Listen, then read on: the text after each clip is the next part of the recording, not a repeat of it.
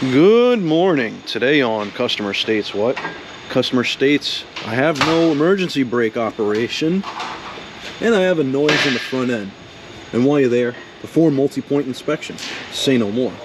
Well guys, I can tell you this much right now. As soon as I opened up the hood, they're after my own heart. Look at that anti-FIFO device.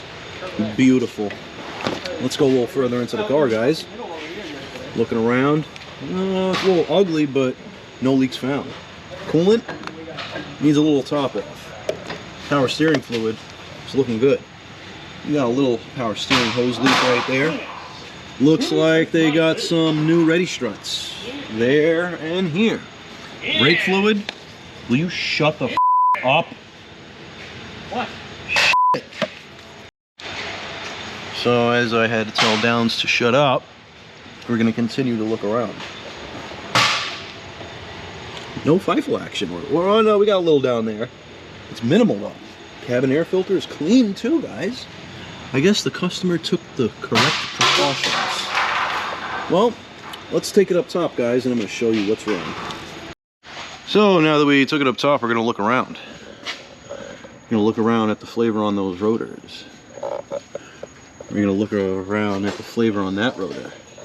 We're going to look around at the flavor on the inside of the rim. You didn't think alloys could rust, but sure enough, they are. There's our ready struts. They're not making any noises. No power steering leaks down here. Very good. That's just on the reservoir. We got a very minor transpan leak right there. It's not bad. Self-lubricating chassis system is trying. Steering rack's not leaking. Looking good so far, guys. Let's go a little further back. A little further back to the custom exhaust. Very good. Not for nothing, that weld is looking pretty good. And it's not leaking. They're winning there. But the further we go back, the further we go into flavor country. So the backing plates back here are no longer existent. And if you could see this hole right here, well, that's where the parking brake shoe hardware goes through. And it's no longer there.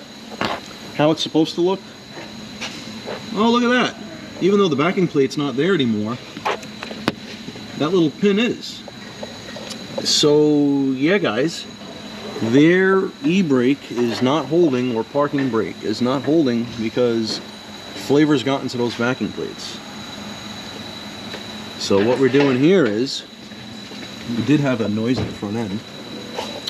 We have one OEM sway bar end link there, and we have one aftermarket sway bar link there.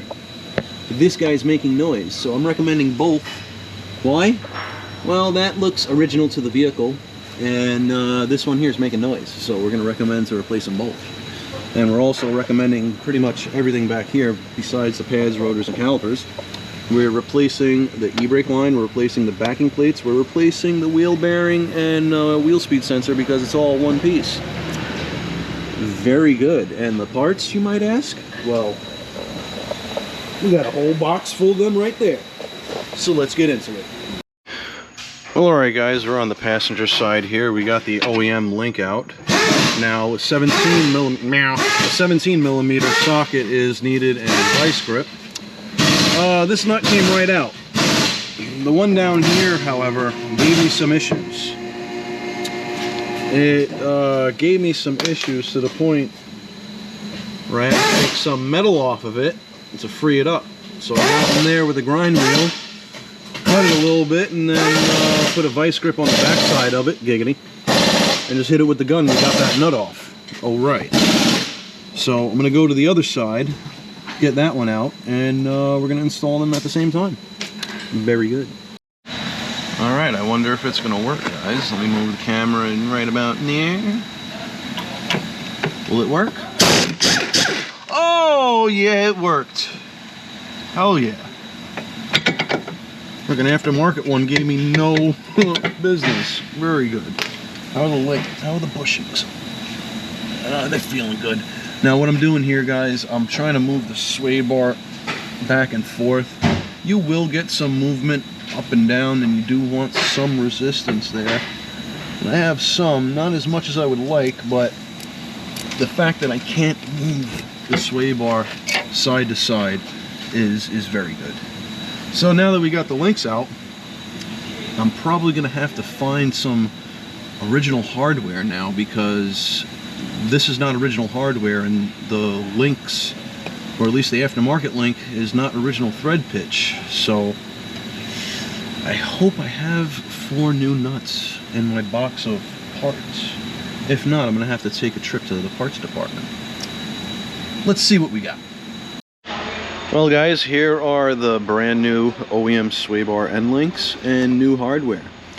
And in previous clip I stated that the aftermarket hardware was incorrect. Well, here's the aftermarket nut, and it will. Now it's gonna make a liar out of me. Alright, yeah. It threads right on. So the old aftermarket link does have the same thread pitch. So yeah, we're replacing the links and replacing it with brand new hardware. Very good. Alright guys, here we have the original links. We have the aftermarket one here. Pretty hard to move both links, or both end links. The OEM one is kind of floppy. It's kind of floppy, so that's our noise right there.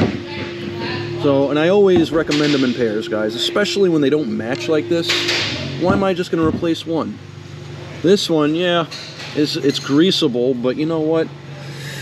Nothing compares to the OEM one, even though it's it appears to be bigger. Giggity.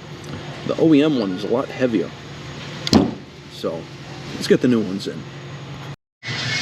All right, guys, we have both links only finger tight. Giggity. On both sides, and what we do is, or at least what I do is, I'm going to tighten the bottom one up first, and then I'm going to tighten the top one. Very good.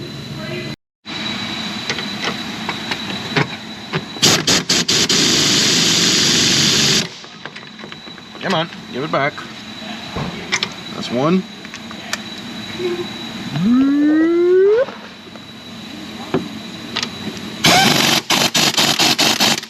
Driver's side is installed.